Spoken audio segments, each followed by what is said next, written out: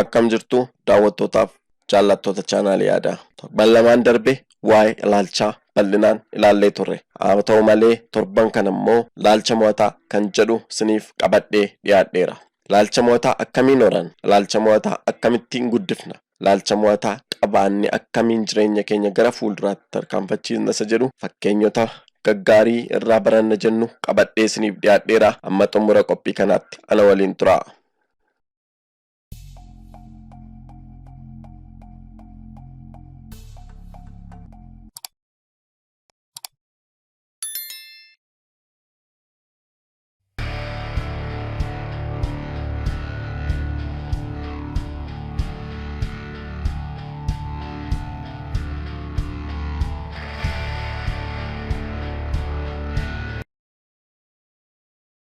Akkuma beekamu hundi keenya dhiibbaa maatii, hiriyaa, hawaasaa akkasumas amantaa, fayyaa fi hojii fi oolmaa jalaa ba'uu hin dandeenyu. Garuu ilaalcha keenya irratti dhiibbaa akka isaan hin fidnee fi aboo dhowwachuu ni dandeenya. Kanaaf qabxiilee armaan gadii waliin haa ilaallu.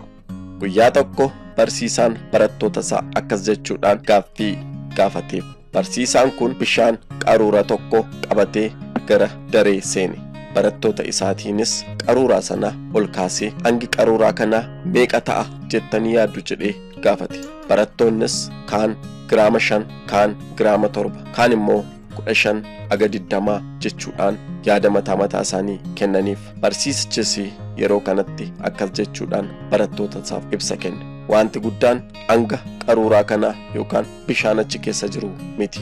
Inni guddaan yeroo meeqaaf akka baannee dhaabbannudha. Daqiiqaa tokkoof yoo baannee dhaabbanne homaa miti. Akkasumas sa'a tokkoof yoo baannee dhaabbanne harki keenya dadhabaa deemuun isaa hin oolu. Haa ta'u malee guyyaa hundumaa baannee yoo dhaabbanne garuu harki keenya miidhamuudhaan laamsha'uudhaan paralaayizidii ta'uu ni dandeenya jechuudha. Kanaaf dhiphinnis akkasuma. Dhiphinni yoo yeroo muraasaaf sammuu keenyatti dhufe homaa miti. Sa'a tokkoof yoo itti dhiphanne sammuun keenya dadhabaa dhufuu danda'a. Guyyaa hundaa yoo hin dhiphanna ta'e garuu jireenya keenyas ni balleessa, amma lubbuu keenya gaaga'utti adeema jechuudha. Kanaaf irraanfatamuu kan hin qabne qaruuraa kana baannee dhaabbachuu dhiisne lafa kaa'uu qabna kan jedhudha.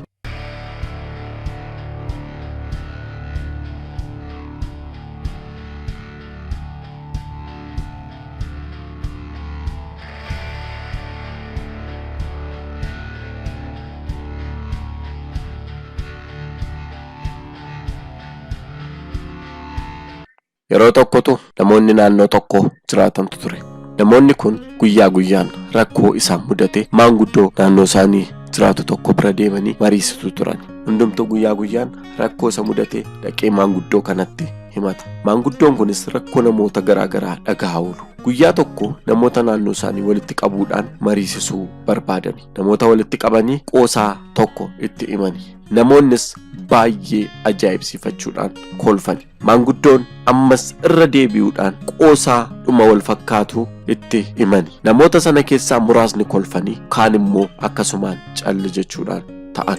Yeroo sadaffaadhaan irra deebi'uudhaan qoosaa dhuma wal fakkaatu sana namoota sanatti himani. Namoonni achi turan garuu kolfuu hin dandeenye. Yeroo kana maanguddoon sun kolfuudhaan akkas jedhan. Argitanii qoosaa wal fakkaatuuf kolfuun akkuma hin danda'amne rakkina wal fakkaataaf dhiphachuunis hin barbaachisu. Namni tokko qoosaan tokko yoo irra deddeebi'ee itti himame akkuma hin kolfine rakkina wal fakkaataa jireenya keenya keessatti nu mudatuufis irra deddeebinee dhiphachuu akka hin qabne isiniif himuufidha jechuudhaan namoota sana geggeessan jedhama.